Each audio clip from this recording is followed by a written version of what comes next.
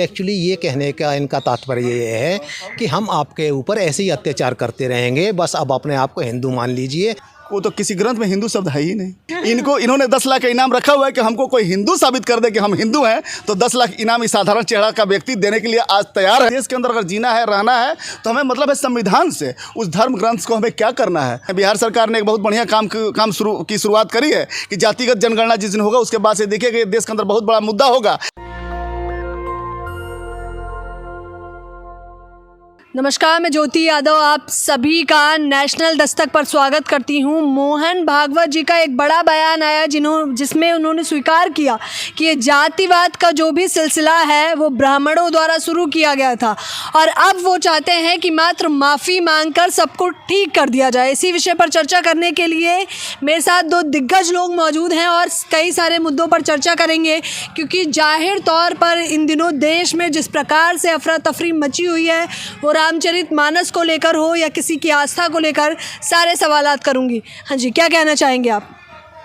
ये मोहन भागवत जी जो बोल रहे हैं कि सब उन्हें ब्राह्मण को माफ़ी मांग लेनी चाहिए, तो पहले तो मोहन भागवत जी को ये क्लियर करना चाहिए था कि हमारे यहाँ वर्ण व्यवस्था किसने बनाई और जातियाँ किसने बनाई। जातियों में छूत भी हैं, सछूत भी हैं, अछूत भी हैं। ये किसने बनाया, इसका कारण क्या है? अगर कोई क्राइम हो जाता है, अब क्राइम करने के बाद, और दूसरे शब्दों में बोलें, अगर किसी का मर्डर कर दीजिए आप और उसको बोलें माफ़ी मांग लीजिए, क्या उसकी ज़िंदगी वापस हो सकती है? उसकी ज़िंदगी वापस नहीं हो सकती। लेकिन उन लोगों का तो यही मानना है ना कि अब अत्याचार ख़त्म किया जा चुका है। अत्याचार ख़त्म नहीं किया जा चुका है। ये एक्चुअली ये कहने का इनका तात्पर्य ये है कि हम आपके ऊपर ऐसे ही अत्याचार करते रहेंगे, बस अब अपने आप को हिंदू मान लीजिए। जो हमने आपसे छीना है, हमने आपसे आपकी जमीन, धरती, एजुकेशन, मकान, दुकान, जो भी आपसे हमने छीना है, अब हम जो ब्राह्मण हिंदू राष्ट्र के नाम पर अब हम को तुम्हारे गुलामी थोपना चाहते हैं।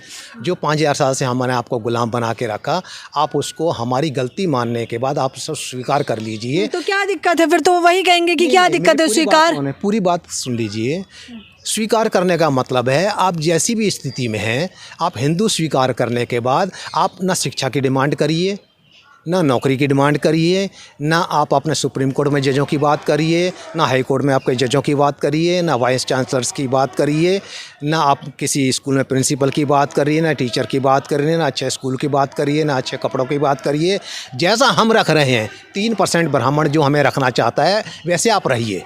ये उनका हिंदू राष्ट्र है। अच्छा, आपको भी यही लगता है कि यही हिंदू राष्ट्र है? सबसे पहले आपको ये बता दूं कि मेरा नाम मदन प्रसाद गोंड है। मैं आदिवासी समाज से आता हूं। गोंडवाना गणतंत्र पार्टी का राष्ट्रीय अध्यक्ष हूं, जनजाति प्रकोष्ठ का। हिंदू, सबसे पहले बात कि हिंदू जिसको हम हिंदू कहते हैं या जिसे वो हिंदू कह रहे हैं, जिस धार्मिक ग्रंथ के लेकर के झगड़ा है, वो तो किसी ग्रंथ में हिंदू शब्द है ही नहीं। फिर हम कहें कि हिंदू हैं। कहीं किसी भी धार्मिक ग्रंथ में दिखा दीजिए कि हिंदू शब्द लिखा है कि आप हिंदू एज ए हिंदू हैं। इनके धर्म ग्रंथों में भी नहीं लिखा है। आप ज़बरदस्ती के हिंदू हैं। कैसे ज़बरदस्ती हिंदू हैं? किराना की दुकान में किराना नाम की कोई सामान नहीं होती है, लेकिन किराना की दुकान बोली जाती है। वही हाल आप सनातनी समझ लीजिए, वो बोल रहे हैं इसलिए समझ लीजिए वो चाहते हैं। वो कौन ठेकेदार होते हैं क्या इस देश का? इस देश का ठेकेदार सिर्फ एक ही चीज़ है, संविधान इस देश का ठेका ले सकता है। संविधान की उद्देशिका को लागू करो, उसके बाद से देखो इस देश का तस्वीर और तकदीर बदल जाता है। वो तो यही उनको दिक्कत है कि अब जो SC ST OBC के लोग जो जाग गए हैं, उनको इसी बात का पेट में दर्द है कि अगर ये जाग गए तो 3% लोग, यानी कि 3% लोग देश के 97% साधन पे कब्जा करके बैठे हुए हैं। वो 97% लोगों को पेट में अब दर्द होगा कि अरे अब SC ST OBC समाज अगर जाग गया, ये आपस में SC ST OBC समाज एक DNA के आधार पर अपने भाई बहन भी हैं। ये ब्लड का DNA इनका एक है, और ये अगर जाग गया तो सत्ता इनको कहना नहीं पड़ेगा, सत्ता तो गर्दन में हाथ ला के छीन लेगा। ये वक्त आ गया। कहना नहीं पड़ेगा, गर्दन में हाथ डाल के छीन लेंगे, क्योंकि जो आरोप इन लोगों पर लगाए गए हैं वो हकीकत में है, तभी तो ये लोग अपनी हक की मांग कर रहे हैं। संविधान पर बात होनी चाहिए, लेकिन वो चाहते हैं हिंदू राष्ट्र बन जाना चाहिए। इसके लिए सारे हिंदुओं को एकत्रित होना पड़ेगा। सबसे पहले मैंने बताया कि सारे हिंदुओं के एकत्रित। हिंदू है कौन? हिंदू मतलब ब्राह्मण राष्ट्र, ब्राह्मणवाद। जैसे अभी यूपी और बिहार में दो दिग्गज लोगों ने तेजस्वी जी की सरकार में, माननीय नीतीश कुमार जी, तेजस्वी जी की सरकार में चंद्रशेखर जी शिक्षा मंत्री, जो उन्होंने बोला कि रामचरितमानस पे, तो ऐसे नहीं बोल दिए हैं। उन्होंने बिल्कुल सही बोला है, उसको बार बार वो कर रहे हैं। मैंने गलत बोला है और आस्था को ठेस पहुंचा दिया, रामचरितमानस पे सवाल उठा दिया। आस्था क्या होती है? और रामचरितमानस लिखने वाला पूछो ना, उसके पास क्या डिग्री थी तुलसीदास दुबे की? ये बात कब लिखी गई मैं बताता हूँ। ये 1528 से 1532 के बीच में रामायण, उसी मुगल काल में रामायण लिखी गई। और ये लिखी कब गई? ये तुलसीदास दुबे जी, महारानी दुर्गावती का शासन था, राजवाड़ा शासन था। छत्तीसगढ़ मध्य प्रदेश का जो गोंडवाना लैंड कहा जाता है, उस लैंड में महारानी दुर्गावती शासन थी, जिन्होंने सोने का सिक्का चलाया। भारत आज उन पर गर्व करता है। उस राज को बदनाम करने, उस राज की एक खासियत थी कि उसमें कोई भिखारी नहीं था। ये उस राज को बदनाम करने के लिए भीख मांग रहे थे। उनके लोगों ने पकड़ करके लाया और उनकी पिटाई की, बोले कि हमारे यहाँ कोई भिखारी नहीं है, आपको हल बैल और देते हैं, आप कृषि करो, खेती करके खाओ जियो। उसके बाद से वहाँ से पिटाई हुई तो भागे, और तब जाके ये बनारस में बैठ करके लिखा कि गोंड गंवार शूद्र पशुनार ये सब ताड़न के अधिकारी। बाद में गोंड शब्द को हटा दिएगा विरोध के बाद से, बाद में गोंड की जगह ढोल आ गया। तो ये कितनी बार सुधार करेंगे? मोहन भागवत जी कहते हैं कि अब सुधार कर लेंगे, अब सुधारेंगे। भाई कितनी बार सुधार करोगे? पूर्वजों की गलती को कितनी बार सुधार करोगे? और स्वामी प्रसाद मौर्य जी ने जो चौपाई कही, उसके बाद तो उनकी जीभ और गर्दन के भी रेट लग गए 200-300। स्वामी प्रसाद मौर्य जी ने जो बात कही है, वो स्वामी प्रसाद मौर्य जी की बात कहने के बाद अखिलेश जी यानी कि उनके पार्टी के जो मुखिया हैं वो उनके साथ हैं। चंद्रशेखर जी ने कहा उनके पार्टी के मुखिया तेजस्वी जी उनके साथ हैं। लेकिन यही मिशन राजेंद्र पाल गौतम जी जो दिल्ली सरकार में मंत्री थे उन्होंने चलाया। उनका मुखिया उनका साथ छोड़ दिया। उनका मुखिया मनुवादी है, तो जो मनुवादी हैं वो धीरे धीरे साथ छोड़ देंगे, कोई गम नहीं है। पहचान कैसे करते हैं कि ये मनुवादी हैं? विचारधारा, आपकी बातों में आपकी विचारधारा झलकती है कि हम मनुवादी हैं, जातिवादी हैं, हमारे अंदर किस तरह के मतलब आक्रोश भरे हुए हैं। SC ST OBC माइनॉरिटी का एक भी आदमी बता दें कि वो बलात्कार के केस में फंसता है, परसेंटेज इन्हीं की ज़्यादा है। तो भगवान श्री राम के वंशज हैं, ये बताते हैं कि पुरुषोत्तम, मर्यादा पुरुषोत्तम श्री राम से जन्मे हैं ये लोग। ये तो कोई गलती ही नहीं कर सकते। ये तो कुछ भी कह सकते हैं। ये तो ये भी कहते हैं कि हम ब्रह्मा के मुख से जन्मे। अरे आप ही बताइए, तो हंसी भी आती है इनके पूर्वजों के लिखने पे कि कोई मुख से पैदा हो गया, कोई मेढक से पैदा हो गया, कोई मछली से पैदा हो गया। ये सब कैसे भी लोग को ठेस पहुंचा रहे हैं। आप अगर देख रहे हैं, आस्था को अगर ठेस पहुंचाते हैं तो सबसे पहले जो आस्था शब्द है, आस्था को अगर विज्ञान की कसौटी पर तौलिए, अगर ये आस्था अपने आप को साबित कर दे विज्ञान की कसौटी पर कि हाँ हम असली में हम ही आस्था हैं, हम मान जाएंगे। आस्था एक कहने का शब्द है, आपको कहने में शब्द अच्छा लग रहा होगा आस्था, बाकी एज ये कुछ है नहीं, अदरवाइज ये कुछ भी नहीं है। 21 लाख का इनाम देंगे जो लोग भी उनकी गर्दन लेके आएगा, संत जी ने कहा है, अयोध्या के संत। उसके साथ साथ हमारे डॉक्टर साहब ने भी 10 लाख का इनाम रखा हुआ है। डॉक्टर साहब इनको साधारण चेहरा मत देखिए, इन्होंने 10 लाख का इनाम रखा हुआ है कि हमको कोई हिंदू साबित कर दे कि हम हिंदू हैं, तो 10 लाख इनाम इस साधारण चेहरा का व्यक्ति देने के लिए आज तैयार है। आपके चैनल के माध्यम से कहने का हम लोग तो बहुत बड़ा खुलासा हो जाएगा। क्यों डॉक्टर साहब 10 लाख का इनाम दे देंगे हिंदू साबित करने के लिए? जी, मैं मोहन भागवत जी को कहना चाहता हूँ, मैं एक बहुत छोटा सा भारतीय नागरिक हूँ। अगर मोहन भागवत जी मेरे को हिंदू साबित कर दें तथ्यों के आधार पर, तो मेरे से 10 लाख रुपए कैश आप हिंदू ही हैं, वो बता तो रहे हैं आप लोग हिंदू। हम हिंदू हैं।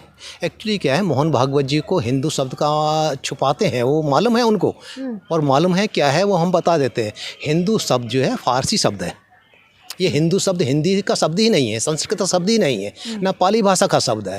हिंदू शब्द ये जो आया है ये फारसी भाषा का शब्द है और मुग़लों के द्वारा दी हुई गाली है। और इसका मतलब जो है, इसका अर्थ जो है क्लियर है फारसी भाषा में। हिंदू का मतलब है चोर, काला, डाकू, लुटेरा, राजन। तो एक आदमी को 10 गाली देने की जगह 50 गाली देने के हिंदू कह दो। क्या बात कर रहे हैं? मतलब किसी को गाली देना है, ये कह रहे हैं किसी को गाली देना है तो गाली मत दीजिए, हिंदू कह दीजिए। जी, यही है फारसी भाषा में। कोई भी जो है फारसी के यही कहते थे। ये इसी ने उन्होंने हमारे को, जब उन्होंने एक चीज़ है, गुलाम होता है, गुलाम का स्वाभिमान नहीं होता है। जो राज करता है वो गुलाम को जो मर्जी काम कराए, जो मर्जी कह सकता है। ठीक है ना? शिक्षा मंत्री ने जो कहा था वो बेहद गलत कहा। मंत्री ने माफी मांग ले वो तुरंत। शिक्षा मंत्री जी ने कुछ कहा ही नहीं है, जो उनका लिखा हुआ है तो वो बता रहे हैं। शिक्षा मंत्री ने क्या कहा है मुझे साबित कर देना है। शिक्षा मंत्री ने कहा है, जो लिखा हुआ है तो वो बोला है उन्होंने। भाई पूरे देश में आगजनी हो रही है ऐसे मंत्रियों की वजह से। आगजनी तो ये करते रहते हैं। कांग्रेस के टाइम में जो कांग्रेस का राज रहा है 56 साल या 57 साल जो भी राज रहा है, उसके अंदर आप उठा के देखो 70 सालों तक जो राज किया, तो उनका जो राज देखो तो उनके राज के अंदर आज़ादी के बाद से मेरे ख्याल से 60 से 65 हज़ार दंगे कराए इन्होंने। और भाजपा वाले तो रोज ही दंगे करवाते हैं। ये तो अब अच्छे दिन ले आए हैं भाजपा वाले। इनका मतलब ये है। भाजपा बराबर कह रहे हैं अच्छे दिन। एक्चुअली क्या होता है, जितनी बुरी व्यवस्था करोगे उनके लिए उतना ही अच्छा है, क्योंकि इनका क्या है, ब्राह्मण जो है पूरे देश के अंदर 3% है, और 3% जो है बिना डिवाइड करे हुए, बिना दूसरे को लड़ाए हुए, बिना विभाजित करे हुए, बिना भेद करे हुए वो राज नहीं कर सकता। और इसीलिए उन्होंने हमारे से शिक्षा का अधिकार छीना, धन का अधिकार छीना। और इसके ऊपर एक और भी चीज़ है कि ये यही नहीं छीना, इन्होंने हमारी माँ बहन बेटियों को, केरल के अंदर भी जो है ऊपर का जो वक्ष है, हमारी माँ बहन बेटियों को ढकने का अधिकार नहीं था। तो टीपू सुल्तान ने कहा भाई तुम माँ बहन बेटियाँ ऐसे ऊपर का ढकती क्यों नहीं हो? कहते हैं हमारे को मना किया गया है, अगर हम ढकेंगे तो इसका कर लगाते थे, करा कर ऐसे कुछ वर्ड रखा था, उसको कर देना पड़ता अपना वक्ष ढकने के लिए। तो उन्होंने कहा तुम ऐसा क्यों कर रहे हो? कहते जी हम रखेंगे तो हमें मार देंगे ये। तो उसने कहा नहीं आप ढको, हम देखेंगे कौन का आपको करता है। तो उन्होंने ढकना चालू किया तो ब्राह्मणों ने विरोध किया है। तो मतलब वक्ष ढकना ब्राह्मण कहता है धर्म के विरुद्ध है। अब एक माँ बहन बेटी का वक्ष ढकना धर्म के विरुद्ध है। अब ब्राह्मणों से पूछो भाई तुम कहते हो ब्राह्मण जाति बनाई है, फिर बहन बेटी का वक्ष ढकना कहते धर्म सम्मत है। अब तो बदलाव हो गया, अब तो विकास हो गया है। विकास वही तो बता रहे विकास कैसे हुआ था।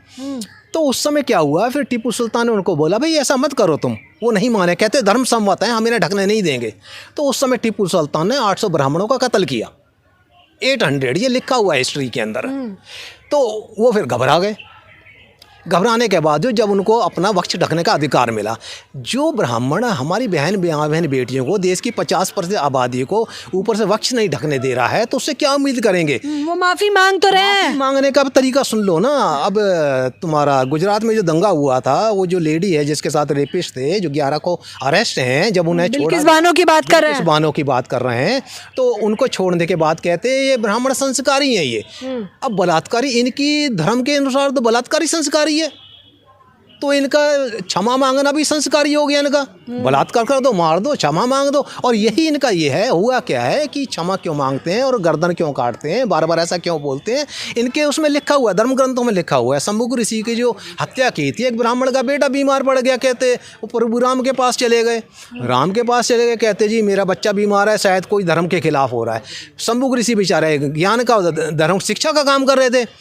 तो उन्होंने पूछा कि भाई ऐसा क्यों कर रहे हो? तो उन्होंने पूछा मैं तो शिक्षा का इसका काम कर रहा हूँ। उन्हें तलवार निकल गला काट दिया। तो इनके ग्रंथों में लिखा गया है जो शिक्षा ग्रहण करो गला काट दो।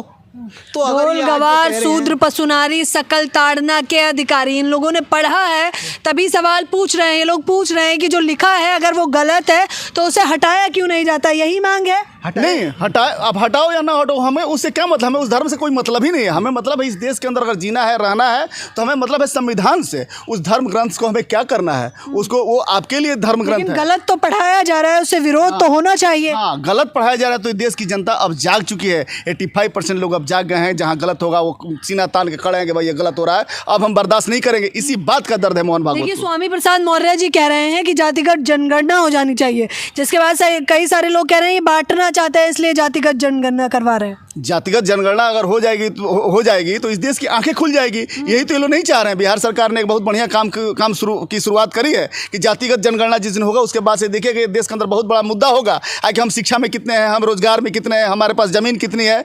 राम मंदिर में जाके पूजा करिए, बाकी सब छोड़िए। वो लोग कहते हैं बाकी छोड़िए, राम मंदिर में जाके पूजा पाठ करिए।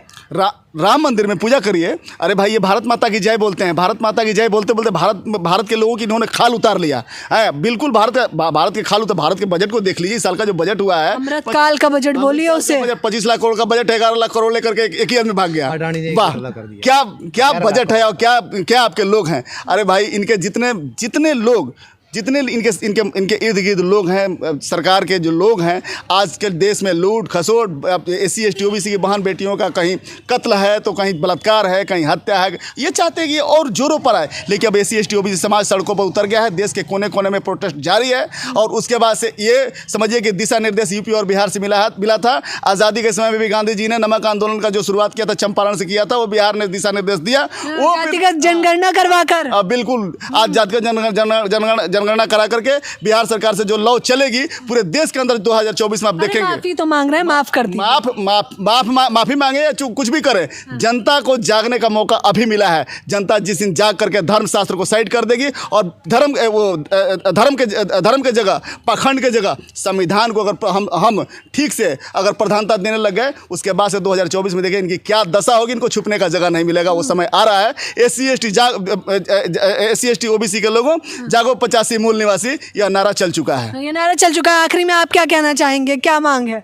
हमारी ये बार मैं थोड़ा सा इस बात पे ध्यान दिलाना चाहूँगा कि हिंदू और हिंदू राष्ट्र की बात करते हैं। दयानंद सरस्वती ने अपना जो है उनकी जो किताब है उसमें साफ लिखा मैं हिंदू नहीं हूँ। उन्होंने भी साफ कह दिया हिंदू जो है मुग़लों के द्वारा दी हुई गाली है। अब बात ये आ रही है अगर हमारा 95% समाज जो अगर हमारा है, वैसे अगर कैलकुलेशन देखी जाए, क्लियर कैलकुलेशन है, इसमें कोई छुपाव नहीं है। 3% ब्राह्मण हैं, 5% क्षत्रिय हैं, 7% अपने बणिये हैं, ये 15% बनते हैं। 85% बाकी मूल निवासी समाज है यहाँ का, SC ST OBC। जातिगत जनगणना जरूरी है? हाँ जरूरी है, क्योंकि ये मंडल कमीशन के अनुसार इन्होंने 27% आरक्षण दिया है, जबकि OBC की आबादी अगर हम देखें तो 56% या 54% से ज़्यादा ही है। जाति जनगणना हो जाएगी तो 27 का इन्होंने 50 से ज़्यादा आरक्षण देना पड़ेगा, जो नहीं देना चाहते हैं। मेन मुद्दा ये है।